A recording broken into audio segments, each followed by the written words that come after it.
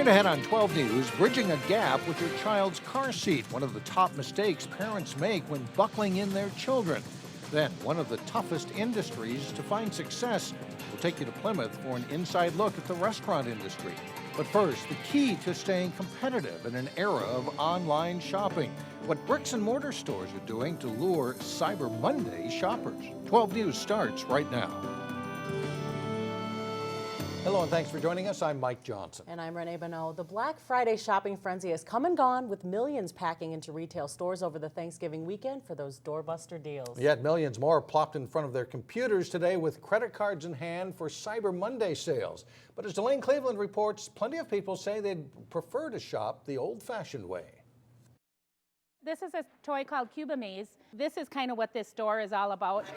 Getting families together to play something that might interest a younger child. In this Christmas season, the Rainbow Loom is a toy that all the kids love. They're making their bracelets, they're making belts, they're making necklaces. There are few places more popular than the local toy store. This is something that an older child or someone who really likes art would really like.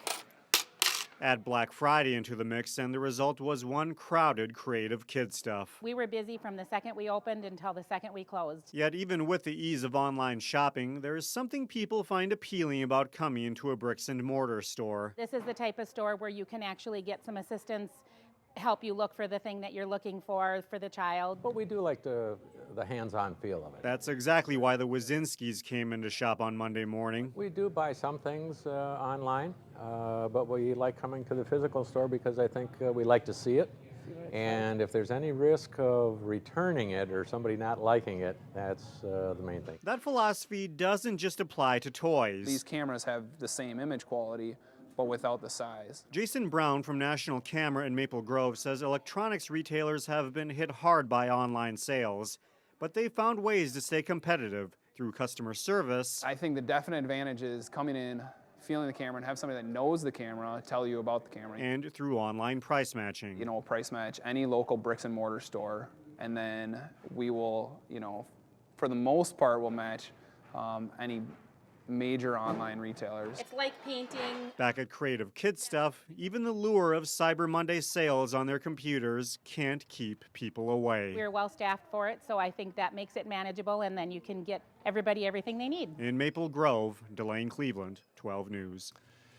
A survey by the polling firm Omnibus found that nearly 90% of working Americans plan to shop or browse online for gifts during work hours on Cyber Monday. That translates into more than $2.5 billion of lost productivity per hour. Funeral plans are now set for one of the Brooklyn Center children killed when the car they were in crashed into a pond in St. Louis Park. 5-year-old Zenavia Rennie will be remembered Saturday at St. Andrew's Episcopal Church.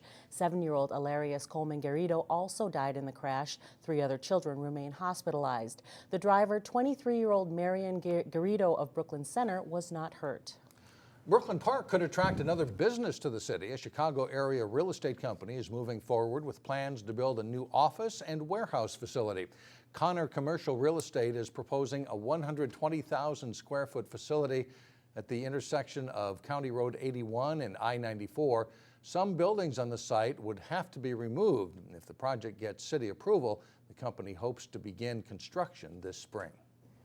Meanwhile, the Brooklyn Park City Council has 2 key items of unfinished business to settle tonight. First, the council must approve a budget. Under the current proposal, 72% of residential property owners would see their city tax bill remain flat or go down. That's unless the city council votes to further decrease the budget. Also, Brooklyn Park's considering whether to follow a consultant's recommendation to pump $6 million into the city's 2 publicly owned golf courses, Edinburgh USA and Brooklyn Golf Park. The money would pay for clubhouse parking and course improvements. Edinburgh has lost money in recent years. The plan at Edinburgh calls for raising green fees by about $3 a round. The Salvation Army Red Kettle Campaign is sounding a different tune so far this holiday season. Fundraising is down this year. Salvation Army is down 25% compared to last year's totals. Salvation Army hopes to raise more than $10 million by the end of the year. The money raised in November and December makes up about 1/3 of the organization's annual donations. As temperatures plunge later this week, a parent's instinct will be to bundle up their little ones. But bulky coats can create a hazard for kids in car seats. Experts suggest shedding excess layers before strapping them in. Puffy coats are a must in Minnesota, but they can be a bear when strapping a child in a car seat. You can adjust the straps, but they still don't fit right over their shoulders with a coat on. Here, Gav, let's take your coat off first, buddy. Mom and nanny Mariah Maymaritas takes all kids' coats off before buckling them in. She says it helps to have a system. Hats, gloves stay on, coats stay off, put it right underneath their feet, and then that way I'm not searching around for it, but it doesn't take very long. We always want this strap to be snug. Leanne Mortensen with North Memorial Medical Center says parents like Maymaritas have the right idea. Right here at the shoulder, we don't want to be able to grab any of that strap. We want that to be very snug. She explains how coats or blankets put too much of a gap between the child and straps, creating a dangerous situation in a crash. If both sides slide right off, they're going to be a missile just coming right out of the car seat. Mortensen says removing kids' coats in the car also allows parents to see if straps are hitting the right place on a child. We want that coming out right at or above her shoulder level. Okay. Yeah. Anybody who's rear facing, we want this strap to come out from just below or at their shoulders. In really cold weather, she suggests draping a coat or blanket over a strapped child. While they might seem silly, Maymaritas says the extra steps are worth it. It's either, safety or they're cold for 20 seconds while you're putting their coat back on.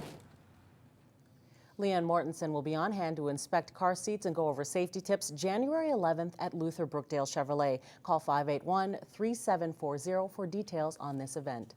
Now coming up, it's one of the most common business enterprises, but it's also one of the toughest. In Business Matters, we'll peer inside the restaurant industry, featuring a place in Plymouth. And then later in sports, a high-scoring feast in boys basketball as Champlin Park battles Hopkins.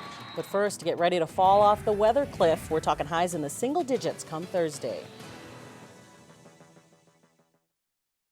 Well, have you ever thought about opening up your own restaurant? Many have, and many have failed. As reporter Eric Nelson found out in today's Business Matters, success in that field is not a given. Competition is ultra intense in the restaurant business, where it is easy to get eaten up by the competition. Eat Shop in Plymouth has been around for 14 months, which is major news, because most startups fail in their first year. You've got to do your research, you've got to do your homework, you've got to know the immediate neighborhood that you're going to be working within and be able to address their needs and what they want, what they're looking for. Reed Selgren and business partner Michael Larson have discovered that flexibility is paramount to surviving in their profession. Each Shop was snubbed by some patrons because it had a high-end feel. So Selgren and Larson tinkered with the menu to please their clientele. When the Eat Shop first opened, there was a heavy focus on wine, but they softened things up a bit. We have an amazing craft beer selection, probably the best in the Northwest Metro. Each Shop has morphed into a gastro-pub type of place and focuses on contemporary American cuisine made from scratch. The emphasis now is more on burgers and less on steaks. Any opportunity we can get to invite guests back and have them experience us and see how we've changed, it's always exciting because they know we're going to love us the second time. In Plymouth, Eric Nelson, 12 News. Each Shop wants to be a community-driven restaurant and has already donated close to $5,000 to area charities.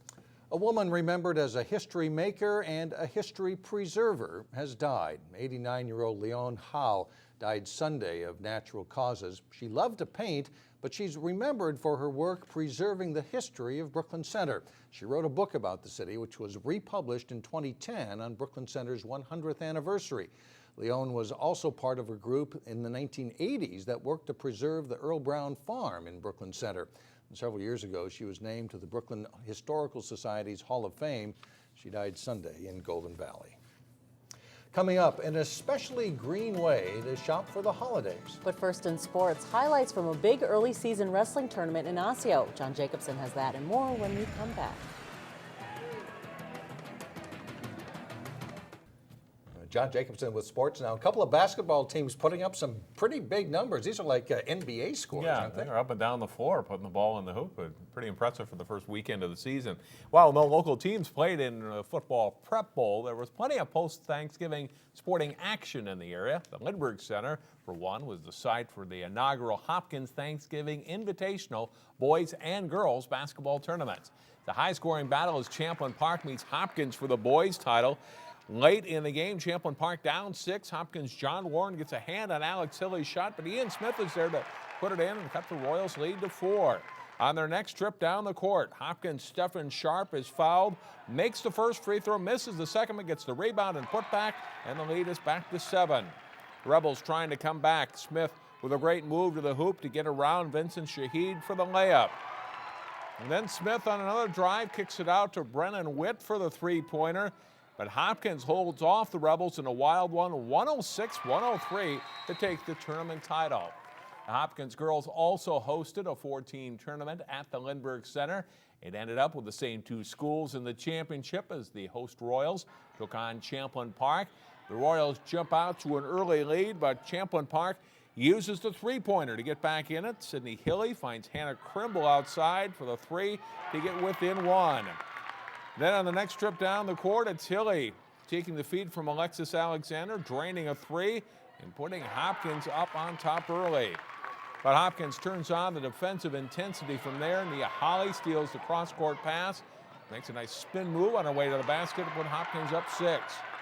Watch the play on both ends of the floor by Liz Bulver. First she blocks a Genevieve Atkins shot, then comes down the other way.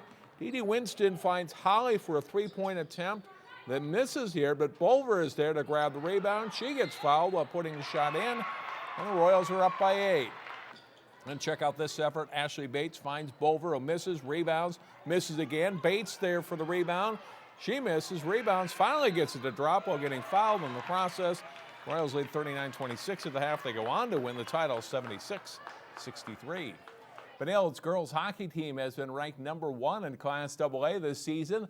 The Red Knights reached the final of the annual Cake Eater tournament Saturday night, facing host Edina in the championship game. First period, and Benilde's Caitlin Riley circles out high and shoots. Number 16, Alicia Prost tips it in. It's 1-0 Red Knights on the power play goal.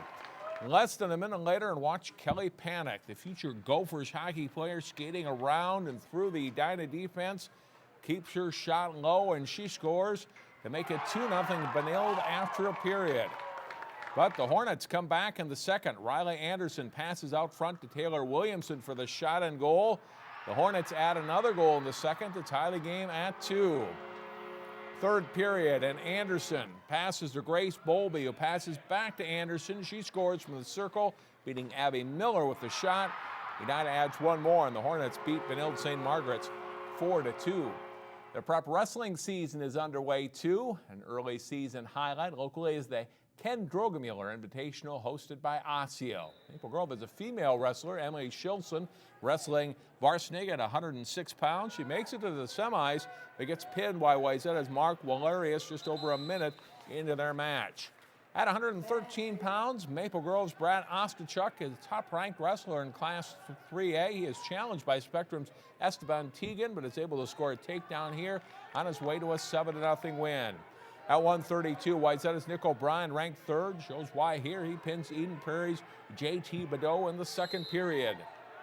Maple Grove's Logan Dick is ranked 9th at 138 pounds. He has a tough time against Eden Prairie's Nick Schneider, but the Crimson sophomore spins out and earns a takedown himself on his way to a 6-3 semifinal win.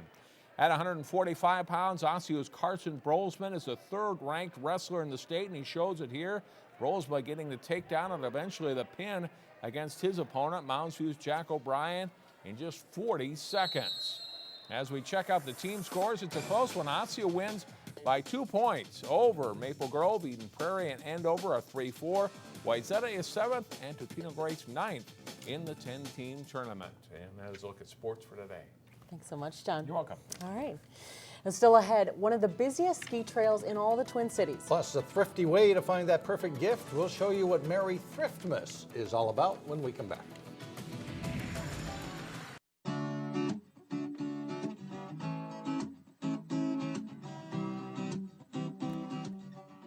love it. So I wish they had it all more open, but it's been great.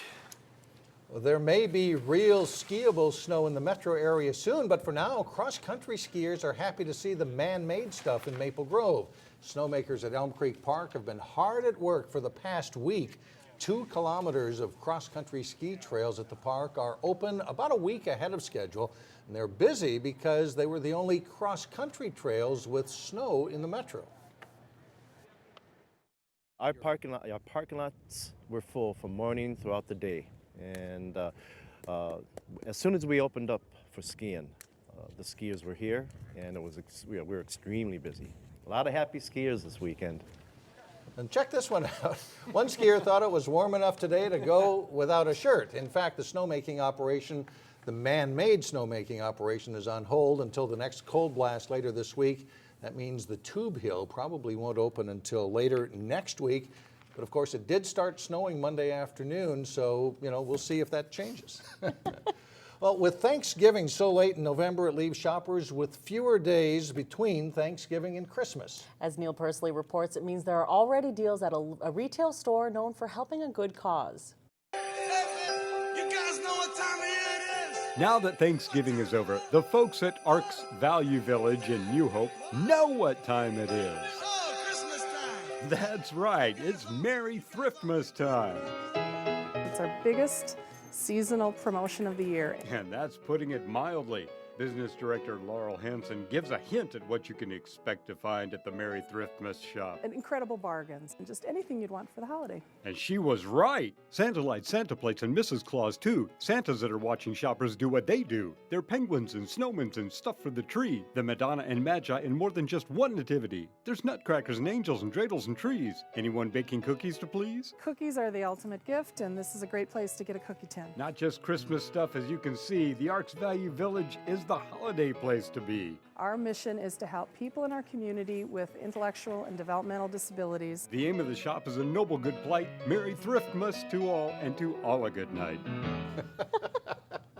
The Merry Thriftmas shop is open until Christmas Eve.